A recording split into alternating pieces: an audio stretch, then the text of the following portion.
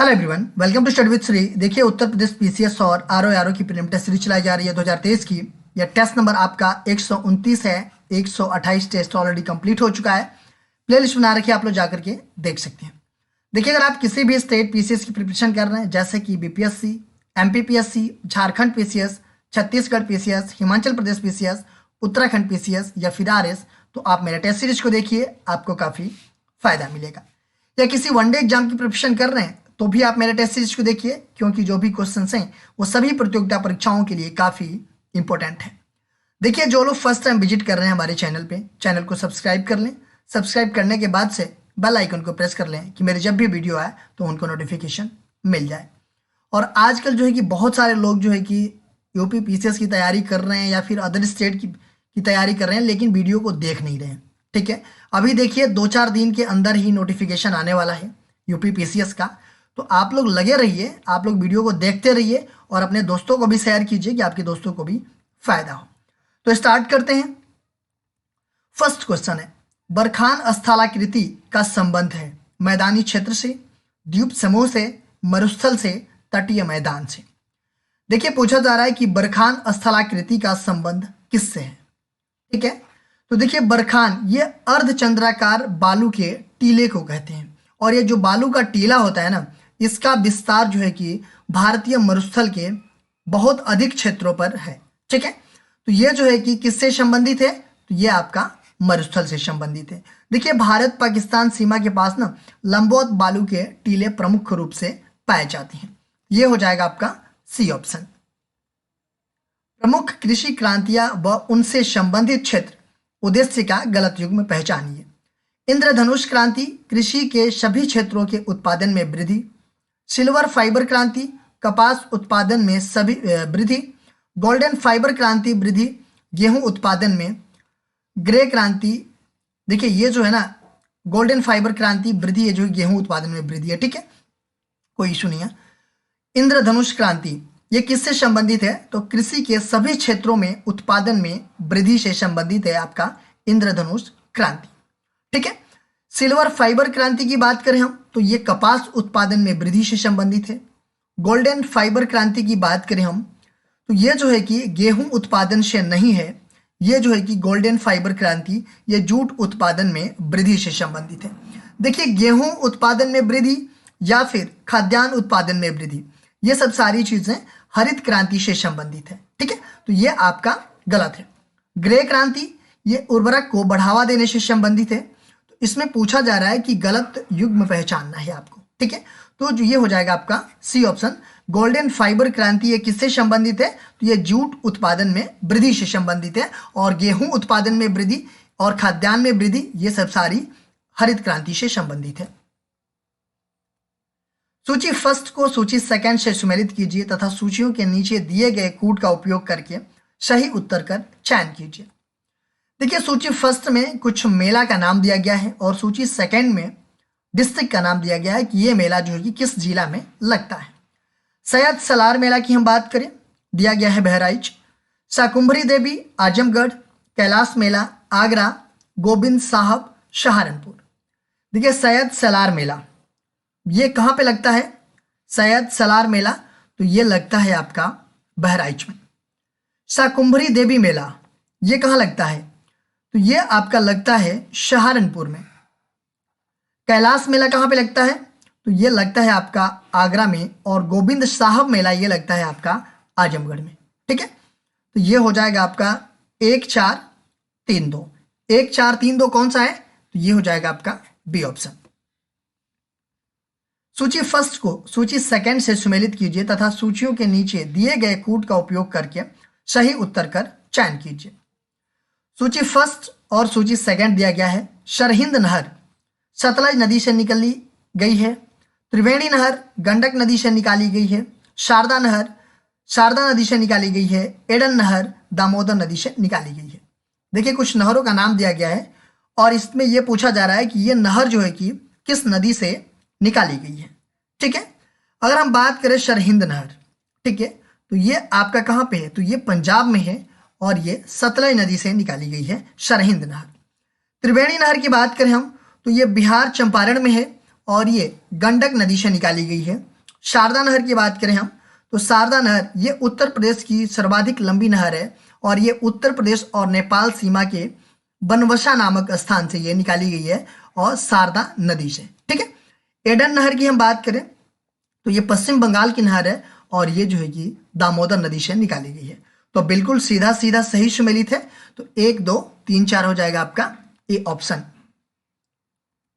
सूची फर्स्ट को सूची सेकंड से सुमेलित कीजिए तथा सूचियों के नीचे दिए गए कूट का प्रयोग करके सही उत्तर कर चयन कीजिए। देखिए, सूची फर्स्ट में कुछ औद्योगिक संस्थान का नाम दिया गया है और सूची सेकंड में नगर का नाम दिया गया है। Indian telephone industry Kanpur, transformer factory Raebareli, कृत्रिम अंग निर्माण निगम झांसी, उर्वरक कारखाना फूलपुर। देखिए, जो ये औद्योगिक संस्थान का नाम दिया गया है और ये किस नगर में सिचुएटेड है ये बताना है आपको। ठीक है, तो इंडियन टेलीफोन इंडस्ट्रीज ये कहाँ पे है? तो इंडियन टेलीफोन इंडस्ट्री जो है कि आपका रायबरेली में है। ट्रांसफार्मर फैक्ट्री ये कहाँ पे है? तो ये आपका झांसी में है। और कृत्रिम अंग निर्माण निगम ये कहाँ है? तो ये है आपका कानपुर में। और उर्वरक कारखाना कहाँ पे है? तो उर्वरक कारखाना जो है कि आपका फूलपुर में है। तो ये हो जाएगा आपका 2 3 1 4 2 3 1 4 ये हो जाएगा आपका बी ऑप्शन। सूची फर्स्ट को सूची सेकंड से सुमेलित कीजिए तथा सूचियों के नीचे दिए गए कूट का उपयोग करके सही उत्तर कर चयन कीजिए। देखिए, कुछ नदियों का नाम दिया गया है और इनका उद्गम स्थल भी दिया गया है। सतरंजी महाराष्ट्र के त्रंबक की पहाड़ी से, बैतरणी गुजरात से, शरावती नदी केरल की अन्नामलाई पहाड़ी से, भरतपुजा कर्नाटक के शिमोगा जिले से। देखिए, सतरंजी नदी जो सतरंजी नदी दिया गया है ये कहाँ से इसका उद्गम स्थान है? तो इसका उद्गम स्थान है आपका गुजरात से। ठीक है, सतरंजी नदी का उद्गम स्थान कहाँ है? गुजरात है। बैतरणी नदी का उद्गम स्थान कहाँ पे है? तो बैतरणी नदी का उद्गम स्थान आपका महाराष्ट्र के त्रयंबक की पहाड़ी से है। शरावती नदी का उद्गम स्थान कहाँ पे है? तो शरावती नदी का उद्गम स्थान जो है कि कर्नाटक के शिमोगा जिले से है। और भरतपुजा नदी का उद्गम स्थान है आपका केरल की अन्नामलाई पहाड़ी से। ये हो जाएगा आपका 2 1 4 3 2 1 4 3 कौन सा है? तो ये हो जाएगा आपका बी ऑप्शन। बलवंत राय मेहता समिति के संबंध में निम्न कथनों पर विचार कीजिए। सामुदायिक विकास कार्यक्रम की असफलता के कारणों की समीक्षा के लिए 1956 में इस समिति का गठन किया गया था। इस समिति ने पंचायती राज व्यवस्था को त्रिस्तरीय बनाने का सुझाव दिया। बात की जा रही है BR मेहता समिति के बारे में। ठीक है, जो बलवंत राय मेहता समिति है ये जो है कि सामुदायिक विकास कार्यक्रम की असफलता के कारणों की समीक्षा करने के लिए 1956 में इस समिति का गठन किया गया था। ठीक है, देखिए, ये जो समिति है ना अपनी रिपोर्ट जो है कि 1957 में प्रस्तुत की थी। ठीक है, 1957 में प्रस्तुत की थी। और इस समिति ने क्या किया कि पंचायती राज व्यवस्था को त्रिस्तरीय बनाने का सुझाव दिया। जो बलवंत राय मेहता समिति है इन्होंने जब अपनी रिपोर्ट सबमिट करी थी तो इस समिति ने पंचायती राज व्यवस्था को त्रिस्तरीय बनाने का सुझाव दिया था। ठीक है, ये जो है कि ऐसा था कि ग्राम स्तर पे ग्राम पंचायत होना चाहिए, प्रखंड स्तर पर पंचायत समिति होना चाहिए और जिला स्तर पर जो है कि जिला परिषद होना चाहिए। देखिए, ये जो है कि त्रिस्तरीय सुझाव था इसका। और इसके साथ ही यह भी सिफारिश किया था कि लोकतांत्रिक विकेंद्रीकरण का शुरुआत जो है कि पंचायती समिति के स्तर पर ही होनी चाहिए। ठीक है, ये भी इसने सुझाव दिया था। देखिए, बलवंत राय मेहता जी हैं, इनको जो है कि भारत में पंचायती राज व्यवस्था का वस्तुकार बोल सकते हैं या फिर शिल्पी कहा जाता है। तो बलवंत राय मेहता जी को क्या कहा जाता है? पंचायती राज व्यवस्था का वस्तुकार या शिल्पी कहा जाता है। ठीक है, तो इसमें जो है कि पहला वाला भी सही है और दूसरा वाला भी सही है। तो ये हो जाएगा आपका सी ऑप्शन की 1 और 2 दोनों सही है। बोगज कोई अभिलेख में निम्न में से किन आर्य देवताओं का नामोल्लेख मिलता है? इंद्र, विष्णु, वरुण, नासत्य। मित्र, विष्णु, वरुण, इंद्र।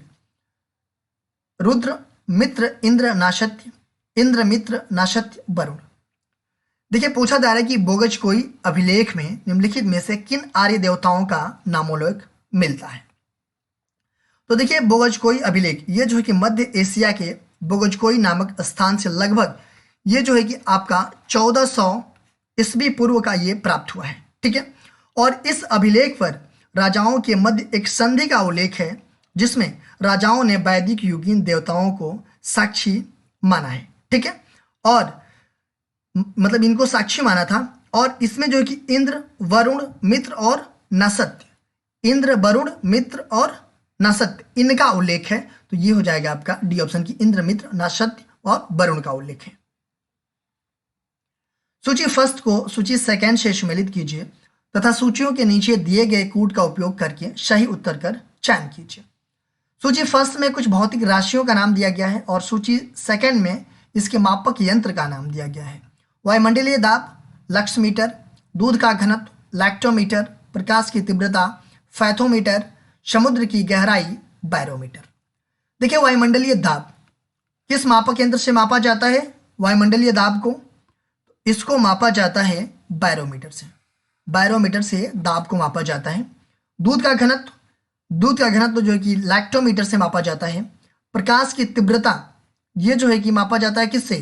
तो ये लक्समीटर से, और समुद्र की गहराई मापी जाती है फैथोमीटर से। तो ये हो जाएगा आपका 4213। 4213 कौन सा है? तो ये हो जाएगा आपका डी ऑप्शन 4213।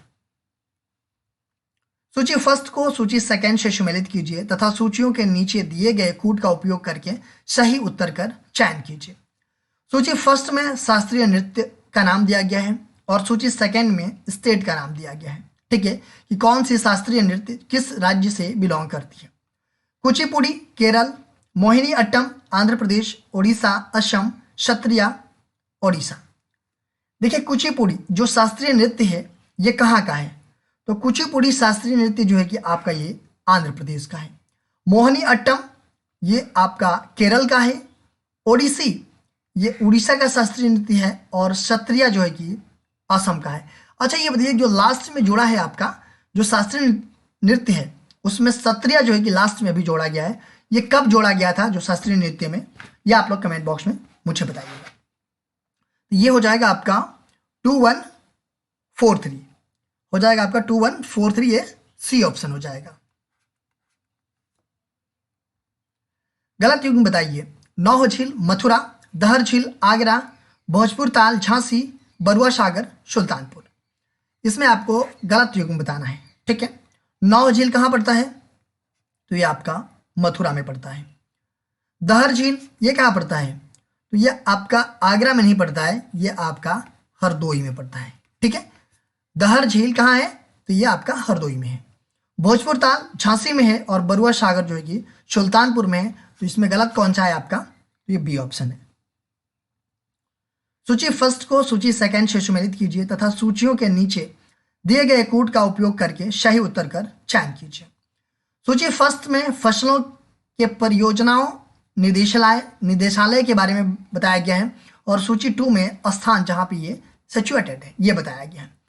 अगर हम बात करें DRR की तो ये कहाँ पे है? तो ये जो है कि आपका हैदराबाद में है। ठीक है, DMR की बात करें हम तो ये कहाँ पे है? तो ये आपका नई दिल्ली में है। DWR की बात करें तो ये कहाँ पे है? तो ये करनाल में है। और DPR की बात करें हम तो ये है आपका कहाँ पे? तो ये हो जाएगा आपका कानपुर में। ठीक है, तो ये आपका होगा 1324। 1324 कौन सा है? तो ये हो जाएगा आपका बी ऑप्शन 1324। सूची फर्स्ट को सूची सेकंड से सम्मिलित कीजिए तथा सूचियों के नीचे दिए गए कूट का उपयोग करके सही उत्तर का चयन कीजिए। सूची फर्स्ट में प्राचीन स्थल का नाम दिया गया है और सूची सेकंड में पुरातत्वीय खोज दिया गया है। ठीक है, लोथल पक्की मिट्टी की बनी हुई हल्की प्रतिकृति, कालीबंगा गोदीबाड़ा, धौलावीरा जुता हुआ खेत, बनावली हड़प्पन लिपि के बड़े आकार के 10 चिन्हों वाला एक शिलालेख। देखिए प्राचीन स्थल का नाम दिया गया है और यहाँ से किसके साक्ष्य मिले हैं। ठीक है, खुदाई करने के बाद से ये आपको बताना है। अगर हम लोथल की बात करें, लोथल कहाँ पड़ता है? तो लोथल पड़ता है आपका अहमदाबाद गुजरात में पड़ता है। ठीक है, लोथल आपका अहमदाबाद गुजरात में पड़ता है और यहाँ से किसके साक्ष्य मिले हैं? तो गोदीवाड़ा के साक्ष्य मिले हैं। ठीक है। कालीबंगा कहाँ पड़ता है? तो हनुमानगढ़ राजस्थान में पड़ता है। और यहाँ से किसके साक्ष्य मिले हैं? तो यहाँ के साक्ष्य मिले हैं जूता हुआ खेत के। धौलावीरा की बात करें तो ये भी आपका गुजरात में है। और यहाँ से किसके साक्ष्य मिले हैं? तो यहाँ से साक्ष्य मिले हैं हड़प्पन लिपि के बड़े आकार के 10 चिन्हों वाला एक शिलालेख के। बनावली, बनावली कहाँ पे? ये हिसार हरियाणा में है। और यहाँ से पक्की मिट्टी की बनी हुई हल की प्रतिकृति मिली है। तो ये हो जाएगा आपका 2341। 2341 ये कौन सा है? 2341 ए ऑप्शन हो जाएगा। निम्नलिखित कथनों को पढ़कर कूट के अनुसार सही उत्तर का चयन कीजिए। वर्ष 1944 में श्रीमान नारायण ने गांधी योजना का प्रारूप तैयार किया। वर्ष 1945 में जयप्रकाश नारायण द्वारा सर्वोदय योजना प्रारंभ की गई। ठीक है, इसमें से आपको सही उत्तर का चयन करना है। देखिए, जो वर्ष 1944 में श्रीमान नारायण ने गांधी योजना का प्रारूप तैयार किया था 1944 में। देखिए, गांधी योजना क्या था कि गांधी योजना का मुख्य उद्देश्य ये था कि जनता की भौतिक स्तर के साथ साथ जो है कि सांस्कृतिक स्तर को ऊपर उठाना, ताकि जीवन का एक बुनियादी जो है कि स्तर प्रदान करे। ठीक है, मतलब इससे जो है कि बुनियादी स्तर प्रदान किया जा सके। ठीक है, इसके अलावा जो है कि कृषि के वैज्ञानिक विकास और कुटीर और ग्रामोद्योग को तीव्र विकास पर जोर दिया गया था गांधी योजना में। और ये 1944 में श्रीमान नारायण के द्वारा ये जो है कि प्रारूप तैयार किया गया था। तो आपका क्या है? ये पहला सही है। ठीक है, वर्ष 1945 ईस्वी में जयप्रकाश नारायण द्वारा सर्वोदय योजना प्रारंभ किया गया था। देखिए, जो सर्वोदय योजना था ये जयप्रकाश नारायण के द्वारा 1945 में नहीं बल्कि जो है कि 1950 में ये प्रारंभ किया गया था। ठीक है, 1945 नहीं है। तो ये क्या है? दूसरा आपका गलत है। पहला सही है, दूसरा गलत है। तो इसमें हो जाएगा आपका केवल एक सही है। निम्नलिखित कथनों को पढ़कर कूट के अनुसार सही उत्तर का चयन कीजिए।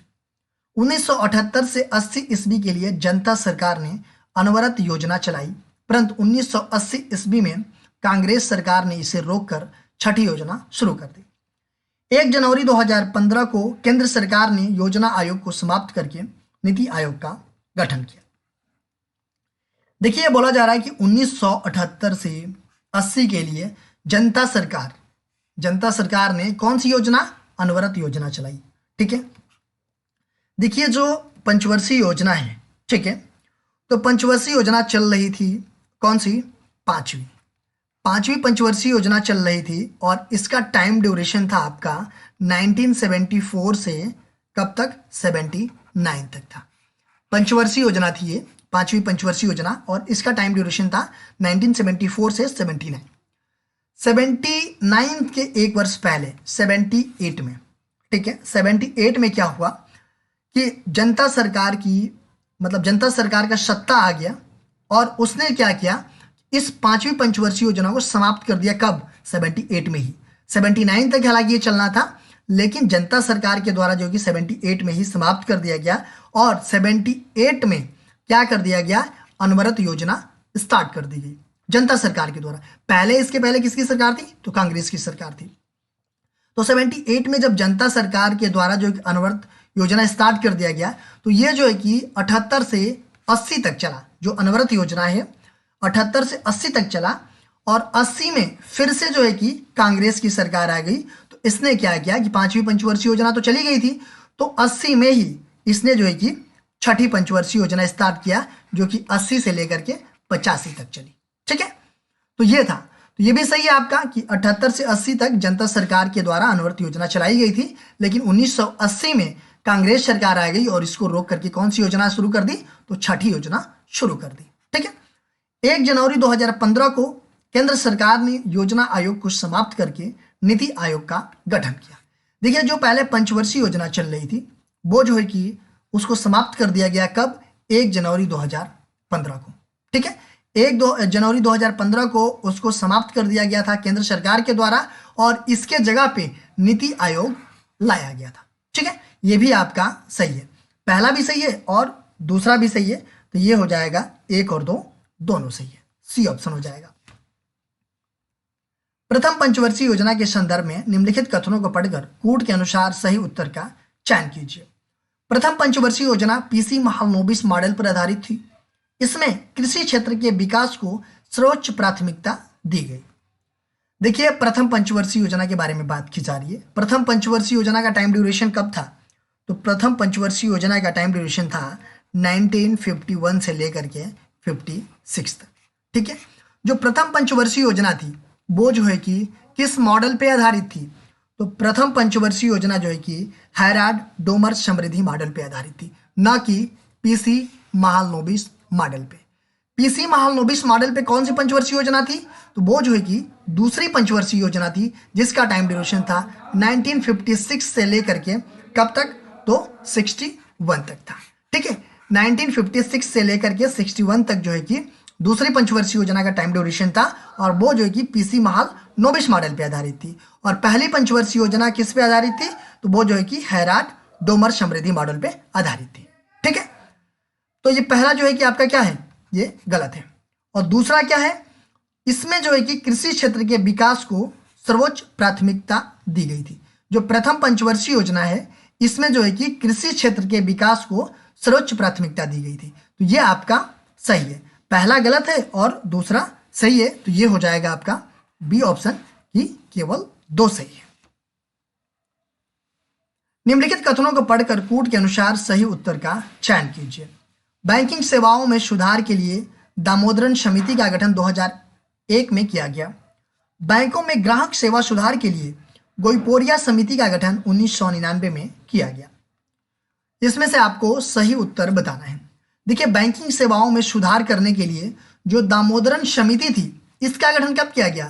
तो इसका गठन जो है कि 2011 में किया गया, न कि 2000 में किया गया। ठीक है, दामोदरन समिति का गठन 2011 में किया गया था बैंकिंग सेवाओं में सुधार के लिए। बैंकों में ग्राहक सेवा सुधार के लिए गोइपोरिया समिति का गठन कब किया गया? 1999 में नहीं किया गया, ये किया गया था 1990 में। ठीक है, तो दामोदरन समिति का गठन 2011 में किया गया बैंकिंग सेवाओं में सुधार के लिए, और गोइपोरिया समिति का गठन जो है कि 1990 में किया गया था बैंकों में ग्राहक सेवा सुधार के लिए। देखिए, दोनों में ईयर गलत है, तो ये भी गलत हो जाएगा और ये भी गलत हो जाएगा। तो इसमें यह होगा कि न तो 1 और न ही 2, ये हो जाएगा आपका डी ऑप्शन। नीति आयोग के संदर्भ में निम्नलिखित कथनों को पढ़कर कूट के अनुसार सही उत्तर का चयन कीजिए। 1 जनवरी 2016 को योजना आयोग के स्थान पर नीति आयोग का गठन किया गया। नीति आयोग के पहले उपाध्यक्ष अरुण जेटली थे। देखिए, अभी हम लोगों ने पिछले क्वेश्चंस में ही देखा कि जो नीति आयोग है वो जो है कि 1 जनवरी 2015 को योजना आयोग को रिप्लेस करके उसके स्थान पे नीति आयोग का गठन किया गया। ठीक है, तो ये गलत हो जाएगा क्योंकि यहाँ पे दिया है 2016, हालांकि ये है 1 जनवरी 2015। नीति आयोग के जो पहले उपाध्यक्ष थे वो कौन थे? तो अरुण जेटली थे। देखिए, नीति आयोग के पहले उपाध्यक्ष जो थे वो थे अरविंद पनगड़िया थे। ठीक है, नीति आयोग के जो अध्यक्ष होते हैं कौन होते हैं? तो वो होते हैं प्रधानमंत्री होते हैं। ठीक है, मतलब प्रधानमंत्री जो है कि नीति आयोग के पदेन अध्यक्ष होते हैं। चाहे पहले पंचवर्षीय योजना था तो पंचवर्षीय योजना का भी पदेन अध्यक्ष जो है कि प्रधानमंत्री, मतलब जो भी प्रधानमंत्री बनेगा वो नीति आयोग का ऑटोमेटिकली अध्यक्ष बन जाएगा। ठीक है, तो पहला भी गलत है इसमें और दूसरा भी गलत है। पहला इसलिए गलत है कि 1 जनवरी 2015 को इस योजना का जो है कि गठन हुआ था नीति आयोग का, प्लानिंग ये पंचवर्षीय योजना को रिप्लेस करके, और नीति आयोग के जो पहले उपाध्यक्ष थे वो अरुण जेटली नहीं थे, वो अरविंद पनगड़िया थे। तो पहला गलत है और दूसरा गलत है, इसमें हो जाएगा डी, ना तो 1 सही है और ना ही 2 सही है। नीचे दिए गए राज्यों को भारत संघ के संपूर्ण राज्य का दर्जा प्राप्त होने का सही कालानुक्रम है। सिक्किम, अरुणाचल प्रदेश, नागालैंड, हरियाणा। नागालैंड, हरियाणा, सिक्किम, अरुणाचल प्रदेश, सिक्किम, हरियाणा, नागालैंड, अरुणाचल प्रदेश, नागालैंड, अरुणाचल प्रदेश, सिक्किम, हरियाणा। देखिए, इसमें पूछा जा रहा है कि जो राज्यों का गठन हुआ है, संपूर्ण राज्य का दर्जा जो प्राप्त हुआ है, उसका जो है कि सही कालानुक्रम बताना है आपको। ठीक है, देखिए, अगर राज्यों का गठन करना है, ठीक है, तो संविधान का जो अनुच्छेद 3 है वो क्या कहता है कि संसद को यह शक्ति दी गई है कि वो नए राज्यों का निर्माण कर सकता है, किसी वर्तमान राज्यों के क्षेत्रों में, सीमाओं में तथा उसके नाम में परिवर्तन कर सकता है, वो भी साधारण बहुमत से। ये कहाँ पे लिखा गया है? तो संविधान के अनुच्छेद 3 में लिखा गया है। ठीक है, देखिए जो राज्य पुनर्गठन अधिनियम 1956 का है, इसके तहत जो है कि स्टार्टिंग में कितने राज्य थे? 14 राज्य थे और 6 जो है कि केंद्र शासित प्रदेश थे। उसके बाद से संविधान में संशोधन कर करके जो है कि आज के डेट में 28 राज्य और 8 जो है कि केंद्र शासित प्रदेश बनाए गए हैं। ठीक है, इसमें से जो राज्यों का नाम दिया गया है, इसका गठन वर्ष के बारे में बात किया जा रहा है कि कब ये जो है कि संपूर्ण राज्य का इनको दर्जा मिला। देखिए इन राज्यों में सबसे पहले था नागालैंड। ठीक है, नागालैंड को जो है कि कब संपूर्ण राज्य का दर्जा मिला? तो 1 दिसंबर 1963 को। नागालैंड को 1 दिसंबर 1963 को संपूर्ण राज्य का दर्जा मिला।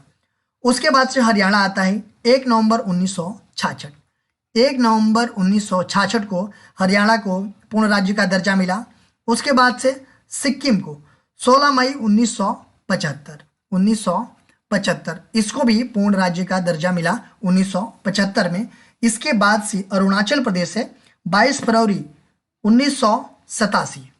1987 को इसको पूर्ण राज्य का दर्जा मिला। तो ये कालानुक्रम पूछ रहा है, तो ये हो जाएगा आपका बी ऑप्शन कि नागालैंड, हरियाणा, सिक्किम, अरुणाचल प्रदेश। निम्नलिखित में राज्य के नीति निदेशक सिद्धांतों के विषय की पहचान कीजिए। मद निषेध, फैक्ट्रियों एवं कारखानों में बाल श्रम, बेगार अथवा बलात् श्रम निषेध, अस्पृश्यता निषेध। देखिए मद निषेध, ठीक है, इसके बारे में संविधान में कहां पे वर्णन किया गया है? तो इसके बारे में संविधान का जो अनुच्छेद 47 है वहां पे वर्णन किया गया है। ठीक है, फैक्ट्रियों एवं खानों में बाल श्रम, ठीक है, फैक्ट्रियों एवं खानों में बाल श्रम का निषेध जो है कि अनुच्छेद किस में किया गया है? 24 में किया गया है।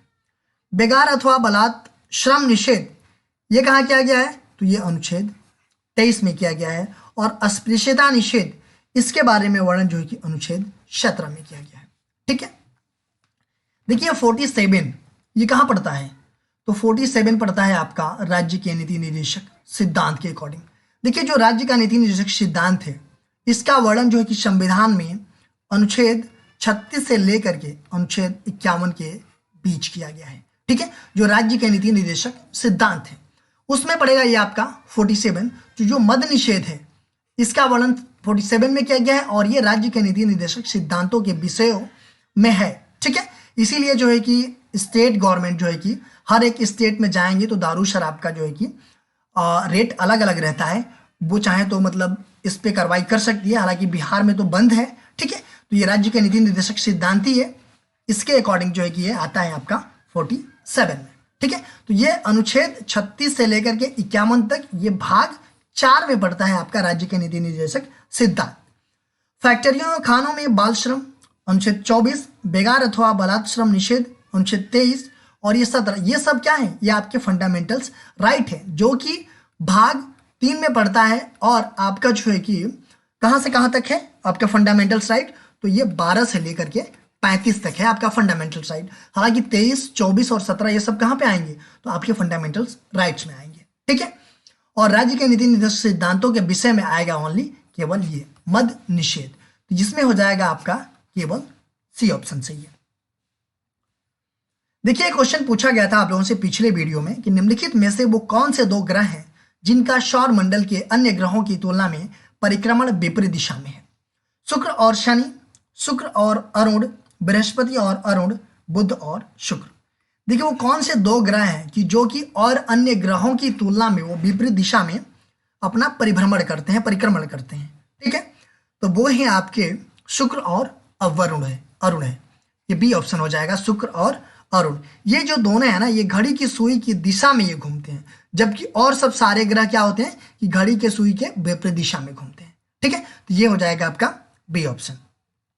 आज का क्वेश्चन देख लेते हैं कि भारत में औद्योगिक विकास हेतु संयुक्त क्षेत्र का विचार किस औद्योगिक नीति प्रस्ताव में रखा गया? 1948 की औद्योगिक नीति में, 1956 की औद्योगिक नीति में, 1980 की औद्योगिक नीति में और 1991 की औद्योगिक नीति में। तो भारत में जो औद्योगिक विकास हेतु संयुक्त क्षेत्र का विचार है वो किस औद्योगिक नीति के प्रस्ताव में रखा गया है, यह आप लोगों को कमेंट बॉक्स में बताना है। इसका आंसर मैं नेक्स्ट वीडियो में आप लोगों को बताऊंगा। देखिए, आप मेरे चैनल को सब्सक्राइब कर लीजिए। सब्सक्राइब करने के बाद से बेल आइकन को प्रेस कर लीजिए कि मेरी जब भी वीडियो आए तो आपको नोटिफिकेशन मिल जाएगा। मेरा दूसरा चैनल है श्री जीएस पॉइंट, आप इसको भी सब्सक्राइब कर लीजिए। फेसबुक पे मेरा पेज है स्टडी विद श्री के नाम से, और इंस्टाग्राम पे हमारी आईडी है study with Shri 25 and Shri GS point, और टेलीग्राम का हमारा चैनल है स्टडी विद श्री। इन सब सारे का लिंक आपको डिस्क्रिप्शन में मिल जाएगा, वहाँ पे क्लिक करते आप यहाँ पे पहुँच जाएंगे। तो इन सब सारे जगहों से कनेक्ट हो जाइए, क्योंकि इन सब सारे जगहों पे स्टडी से रिलेटेड चीज़ें पोस्ट की जाती है, जिससे आप लोगों को फ़ायदा पहुँच सकता है। दोस्तों, वीडियो अच्छी लगती है तो आप लोग एक लाइक कर दिया कीजिए, एक अच्छा सा कमेंट्स कर दिया कीजिएगा, अपने दोस्तों में शेयर जरूर किया कीजिएगा। अगर वीडियो अच्छी नहीं लगती है तो आप लोग डिसलाइक कर दिया कीजिएगा, और कमेंट बॉक्स में मुझे बताइए डिसलाइक क्यों किया। वीडियो देखने के लिए धन्यवाद।